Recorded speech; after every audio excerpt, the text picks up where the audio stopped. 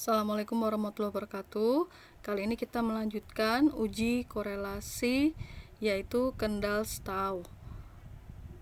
Sebelumnya sudah dibahas tentang rank Spearman. Rank Spearman juga termasuk ke dalam uji korelasi, tapi bedanya dengan Kendall-Stau ini adalah kalau uji rank Spearman, objek dari penelitiannya antara X sama Y harus berbeda. Ya. Jadi, variabel X sama Y diperoleh dari objek yang berbeda. Tapi kalau Kendall-Stau diperoleh dari objek yang sama, itu boleh. Next, kita akan mencari hubungan antara dua buah variabel jika datanya berbentuk ordinal alias bukan angka yang sebenarnya, yaitu simbol saja, atau berbentuk peringkat pada subjek yang sama, subjek penelitian yang sama. Terbagi menjadi Kendall-Stau B dan Tau C.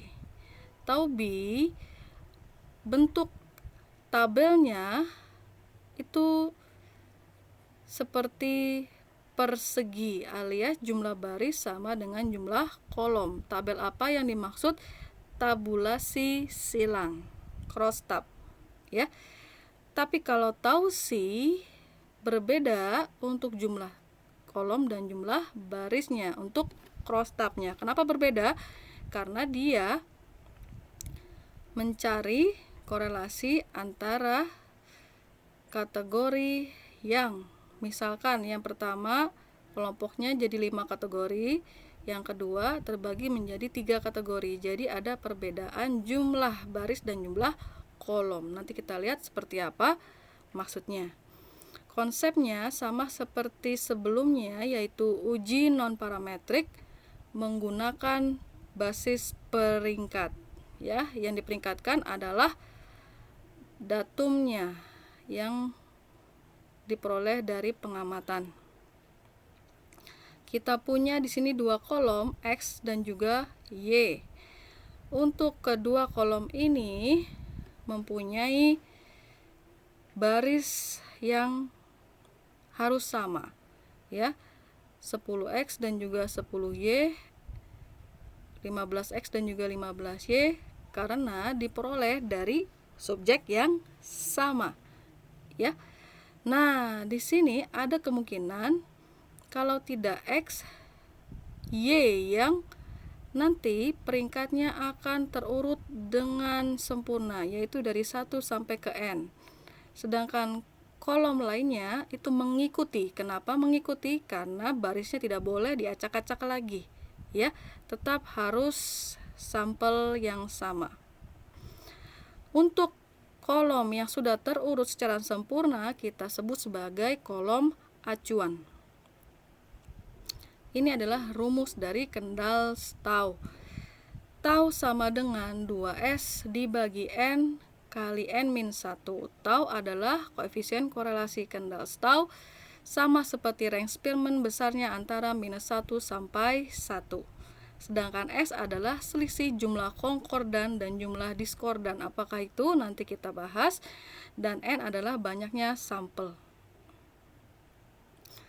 Konkordan dan diskordan jika acuannya adalah peringkat X tadi, ya, kolom X yang terurut dari 1 sampai ke N, maka yang mengikuti adalah kolom Y. Konkordan adalah jumlah pasangan peringkat Y dan X. Nah, di sini yang disebut pertama kali adalah yang bukan jadi acuan, yang mengikuti, yaitu Y. Yang meningkat peringkatnya, tapi tidak boleh sebaris. Sedangkan diskordan jumlah pasangan peringkat Y dan X yang menurun tapi boleh sebaris. Tadi saya bilang acuan adalah peringkat yang sudah terurut sempurna. Dalam contoh ini adalah si X, sedangkan Y adalah yang tidak terurut tapi dijadikan sebagai peringkat awal. Nah, Y dan X seperti ini, ya. Kita lihat. Contohnya masih sama seperti yang rank Spearman, tapi dia tidak pakai pasangan kembar lagi, ya. Pakainya orang yang sama. 1, tail 0,01 alfanya. Datanya juga masih sama. Kalau yang tadi di sini pasangan, yang ini responden. Berikut adalah cara untuk mencari S. Pertama, cari konkordan dan diskordannya. Ya, dari responden kita bikin ranking X dan ranking Y berdasarkan kadar SGOT dan LDL. Ternyata yang sudah terurut sempurna adalah SGOT 1, 2, 3, 4, 5, 6, 7. Berarti ini adalah kolom acuan. Yang mengikuti berarti kolom Y. Berarti nanti pasangannya adalah YX, seperti itu ya. Cara mencari konkordan 6 dari mana? Perhatikan, 6 berasal dari jumlah pasangan berikut ini. 1, 2, 1, 3, 1, 4, 1, 5, 1, 6, 1, 7. 5 berasal dari 2, 3, 2, 4, 2, 5, 2, 6, 2, 7. 4 berasal dari 3, 4, 3, 5, 3, 6, 3, 7. 3 berasal dari 4, 5, 4, 6, 4, 7. Sedangkan 1 berasal dari 6, 7 langsung. Kenapa? Karena 6, 6 tidak dihitung. Lalu 1 di sini berasal dari 5, 7. Kenapa? Karena 5, 6 tidak dihitung. Karena dia sebaris, tidak boleh dihitung. Sedangkan untuk diskordan 1, 0 tidak ada, berarti tidak boleh. 2, 1 tidak boleh. Kenapa? Karena dia ke atas. Perhitungannya bolehnya untuk diskordan sebaris atau ke bawah ya. Seperti ini arahnya, tidak boleh ke atas. Jadi juga 0 sampai pada angka 6. Boleh sebaris untuk diskordan. Jadi 65 dihitung diskordan. Dia dapatnya 1 pasang. 66 tidak termasuk. 67 apalagi. Ya, jadi hanya 1 diskordannya itu 65. Dijumlahkan untuk konkordan dapatnya 20, diskordan dapatnya 1, S adalah 20 dikurang 1 sama dengan 19. Setelah itu kita lihat rumus tau 2S dibagi N dikali N-1 dapatnya adalah 0,9047. Ini bisa diambil keputusan dan kesimpulan sama seperti rank Spearman.